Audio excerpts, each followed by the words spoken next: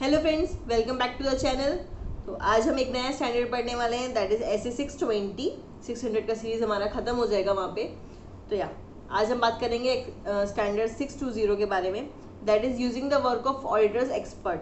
तो हमने पहले 600 पढ़ा जिसमें अनदर ऑडिटर था, 610 पढ़ा जिसमें इंटरनल ऑडिटर था, एंड नाउ 620 जिसमें है ऑडिटर्स एक्सपर्ट। तो सबसे पहला हमारा इसको मैंने 4 पॉइंट्स में कैटेगराइज किया है। सबसे पहले वो who is an expert, agreement between auditor and the expert, and evaluation of expert work and reporting.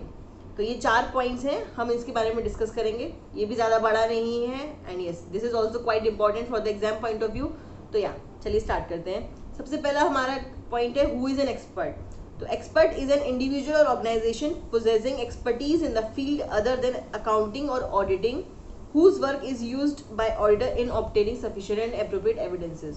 तो एक्सपर्ट कोई भी ऐसा इंडिविजुअल ऑर्गेनाइजेशन है जो हमारी हेल्प करेगा, कोई उसके पास एक्सपर्टीज है regarding something, regarding some matter, जो हमें हेल्प करेगा with the audit of the entity. तो ये हो गया हमारा who is the expert. Next है एग्रीमेंट बिटवीन देम। तो एग्रीमेंट क्या होगा, एग्रीमेंट में क्या क्या कंटेंट्स होंगे। सबसे पहला है nature, scope and objectives of expert work, कि क्या उस नेचर है, क्या स्कोप ऑफ द वर्क है, क्या उन ऑब्जेक्टिव्स उसको फॉलो करने हैं ऑडिटर एक्सपर्ट को, वो सब हम उसमें लिखेंगे।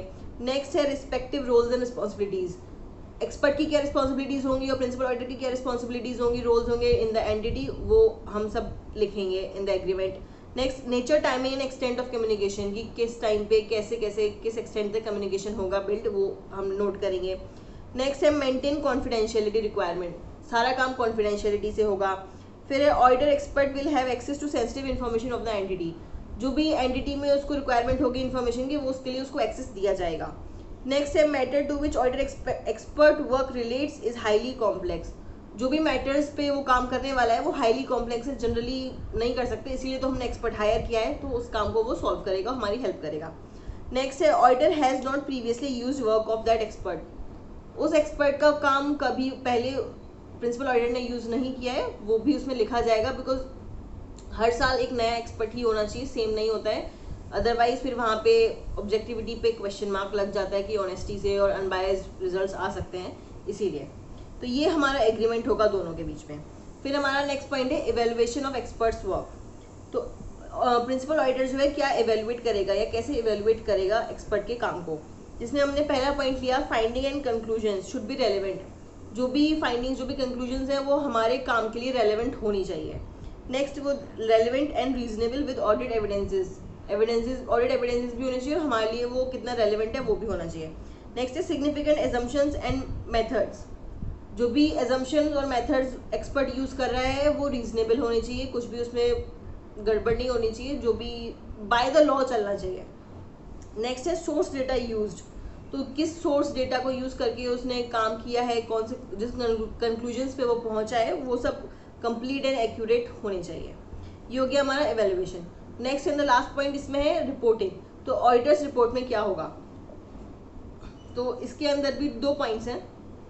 Auditor shall not refer to the work of auditor expert in the report containing unmodified opinion unless required by law. Auditor principal auditor जो है रिपोर्ट में तब तक उसका जिक्र नहीं करेगा एक्सपर्ट का अगर उसने अनमॉडिफाइड ओपिनियन दिया है, unless it is required by law, और अगर लॉ ने ये मतलब लॉ में ये रिक्वायरमेंट है कि हमें ऑडिटर एक्सपर्ट का काम भी अलग से शो करना है रिपोर्ट में, तो साथ में एक स्टेटमेंट प्रिंसिपल ऑडिटर ये भी देगा कि ठीक है हमने एक्सपर्ट का काम यूज किया है, but still this does not reduce our responsibility in the audit for that entity, हमारी रिस्पॉन्सिबिलिटी कहीं पर भी कम नहीं होती है।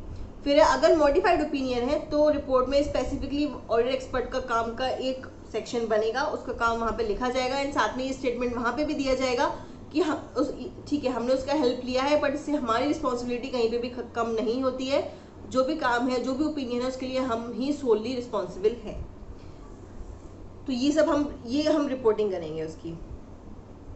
सो guys that is all for this standard also. इसमें हमने ये 4 मेजर पॉइंट्स थे, एक्सपर्ट कौन होता है, क्या एग्रीमेंट होता है उनके बीच में, फिर उसका काम कैसे इवेल्युएट करेंगे, और फिर हम क्या रिपोर्टिंग करेंगे। ये 4 पॉइंट्स हैं जो इस स्टैंडर्ड में है, बस इतना ही है, छोटा सा है, ज़्यादा बड़ा नहीं है। आई होप आपको ये समझ में आया हो अच्छे से। तो चलिए मैं इसको भी एक छोटा सा समरी फॉर्म में आपको कर देती हूँ।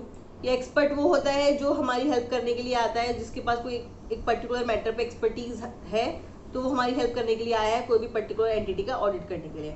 फिर प्रिंसिपल ऑडिटर और एक्सपर्ट में एक एग्रीमेंट होगा। एग्रीमेंट में क्या क्या दिया जाएगा, एग्रीमेंट में उसका स्कोप, ऑब्जेक्टिव्स लिखे जाएंगे, उसका रोल्स एंड रिस्पॉन्सिबिलिटीज लिखा जाएगा, क्या कम्युनिकेशन कैसे होगा वो लिखा जाएगा, कॉन्फिडेंशियलिटी क्लॉज लिखा जाएगा, और जो भी इन्फॉर्मेशन उसको चाहिए होगी वो हम देंगे उसको, उसमें कोई लिमिटेशन और रेस्ट्रिक्शन नहीं लगाई जाएगी।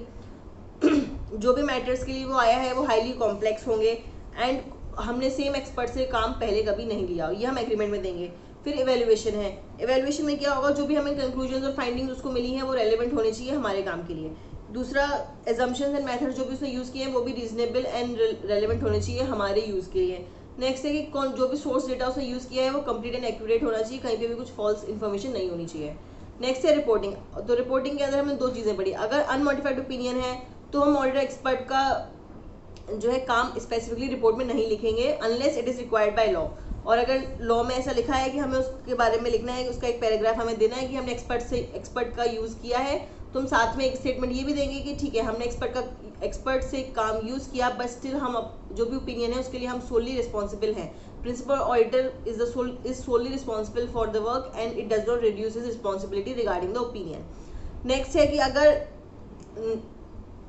है कि अगर उसने मॉडिफाइड ओपिनियन है तो मॉडिफाइड ओपिनियन में हम स्पेसिफिकली एक्सपर्ट का एक पैराग्राफ देंगे, मेंशन करेंगे, एंड साथ में हम ये भी मेंशन करेंगे दो हमने काम उसका यूज़ किया है but still it does not reduce our responsibility regarding the opinion in the entity audit of the entity.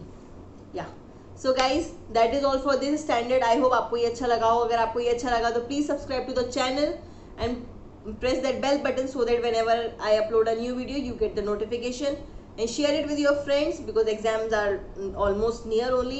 So yes, see you in my next one. Till then, bye, take care.